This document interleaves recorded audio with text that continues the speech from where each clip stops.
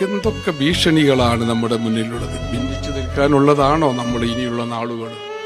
അതുകൊണ്ടാണ് ഞാൻ മെനിയാന്ന് അരീക്കോട് വെച്ച് പറഞ്ഞു, ഇനി നമ്മുടെ നാളുകൾ ഒന്നിച്ചുള്ളതാണ്, ഒരുമിച്ച് പോകണം.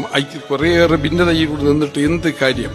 എല്ലാവരും, നിങ്ങളായാലും ആരും, ഈ പച്ചപ്പതാക തണലുണ്ടാവും, നമുക്ക് ഒരുമിച്ച് നിൽക്കണമെന്ന് പറഞ്ഞു. ഞാൻ പ്രസംഗത്തിന്റെ മുമ്പ് എന്റെ അടുത്തിരുന്ന ബഹുമാനപ്പെട്ട പേരോട് ഉസ്താദിനോട് ഞാൻ പറഞ്ഞു, നിങ്ങളൊന്നേന്റെ. അതിനു മുമ്പ് ഞാൻ ഖലീൽ ബുഖാരി തങ്ങളെ, സയ്യിദ് ഖലീൽ ബുഖാരി തങ്ങളോട് ഞാൻ ഡയാലിസ് സെന്റർ സന്ദർശിക്കാൻ പറഞ്ഞു. അദ്ദേഹം വരാമെന്ന് പറഞ്ഞിരുന്നു.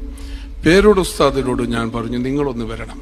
അദ്ദേഹം പറഞ്ഞു, ഞാൻ തീർച്ചയായിട്ടും ഞാനത് ആഗ്രഹിക്കും, നിങ്ങൾ എൻ്റെ കുറ്റ്യാടിയിലേക്ക് വരണമെന്ന് എന്നെയും വിളിച്ചു, ഞാനും വരാമെന്ന് പറഞ്ഞു. ഇനി അങ്ങനെയാണ്, ഞങ്ങൾ എല്ലായിടത്തും പരസ്പരം പോകും, അങ്ങോട്ടും ഇങ്ങോട്ടും ഒക്കെ പോവും, ആരെയും ശത്രുതയായി കാണില്ല.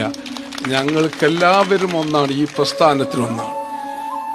കേരള യാത്രക്ക് ബഹുമാനപ്പെട്ട AP ഉസ്താദിന് മുസ്ലിം ലീഗിന്റെ പച്ച പതാക പിടിച്ചുകൊണ്ടാണ് അഭിവാദ്യം അർപ്പിച്ചത്. ഇനിയും അങ്ങനെ തന്നെ. ഞങ്ങൾ എന്തിനാണ് ഞങ്ങൾക്ക് ശത്രുത വെച്ച് പുലർത്തുന്നത്? ഞങ്ങളുണ്ടാവും എന്ന് പറഞ്ഞുകൊണ്ട് തന്നെ എല്ലാവർക്കും, ഞങ്ങൾക്ക് വോട്ട് ചെയ്തവരോട്, സഹായിച്ചവരോട് നന്ദി പറഞ്ഞുകൊണ്ട് നിർത്തുന്നു. അസ്സലാമു അലൈക്കും.